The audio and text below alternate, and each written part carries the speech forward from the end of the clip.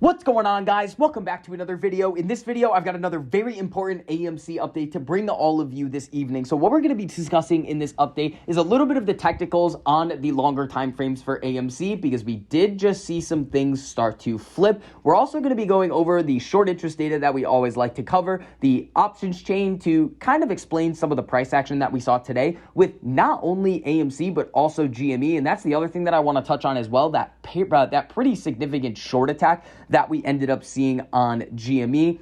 But one of the most important things that we're going to be discussing in this update is JP Morgan getting caught manipulating markets. So I want to go over this situation with you guys and kind of expand out to what we could be seeing in the equity market on any given day. So before we get into all of that information, if you enjoyed the information and analysis that I provide for you in this video, make sure you go down and hit that like button. It costs you nothing to do it, but it really helps us out a whole lot in getting this information out to as many people who want to learn. And if you guys want to see more videos like this, make sure you hit that subscribe button and turn on that notification bell so you're notified every time I post a new video. So AMC closed the day today at $15.06, only down around 8 cents or 0.5%. But when we take a look at this on the longer time frame here, let's throw this on the 4-hour really quickly.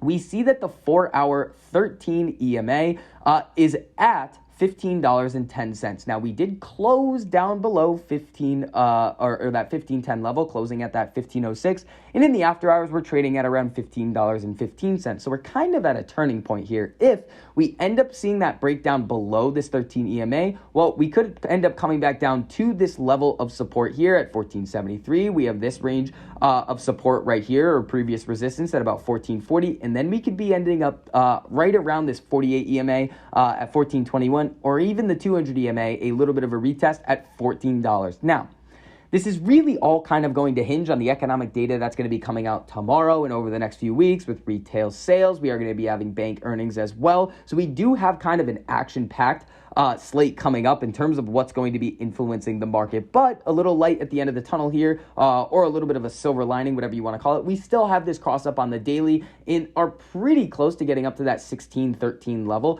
and breaking that level of resistance and continuing this move higher, which would be awesome to see. Now, if you guys do want to learn a little bit more about this strategy, again, a lot of people are using this, making a very solid amount of money on every single trading day and sharpening their trading skills with the 55 private live streams that we give you guys every single month, the trading curriculum, all of the alerts, all of the trading algorithms, and some new stuff coming very, very, very soon. If you guys do want to learn more, make sure you check out that link down below. Now, I do want to talk a little bit about the Ortex data on both AMC and GME right now. So we have 17.9% estimated short interest here. The max cost to borrow in AMC today, 186%, and the average is 10.91, the minimum negative 0.2. So that's kind of what we're looking at here on AMC. On GME, 22.15% estimated short interest, pretty high max cost to borrow at 58, average at 38. So again, these stocks are very, very, very shorted still.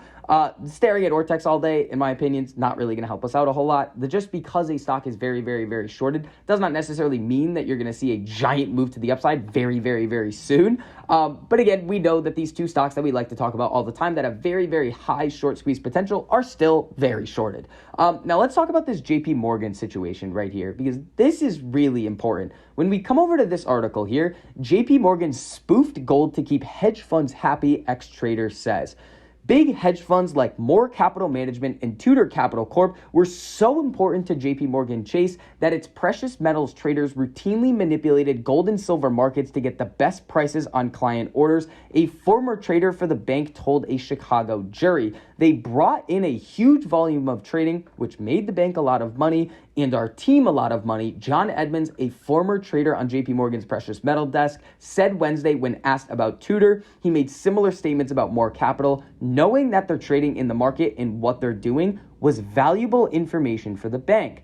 Now, what they essentially did was they're accused of thousands of spoof trades in which huge orders were placed quickly and canceled in the hope of moving prices up or down so they could complete desired trades. Now, the key point that they kind of leave out here is desired trades at the price that their clients want to execute at. And that may not even be the actual price that is supposed to be out there in the actual market. So, one of the conclusions or one of the expansions that we can kind of draw from this is these large banking institutions are notorious for spoofing, for manipulating markets, and doing things like this, specifically in some of these commodities or precious metals markets. But what is to say that these same clients that are coming to them on the equity side, which stocks, are not doing this in the exact same way? We've always seen very, very weird order blocks coming through and getting canceled.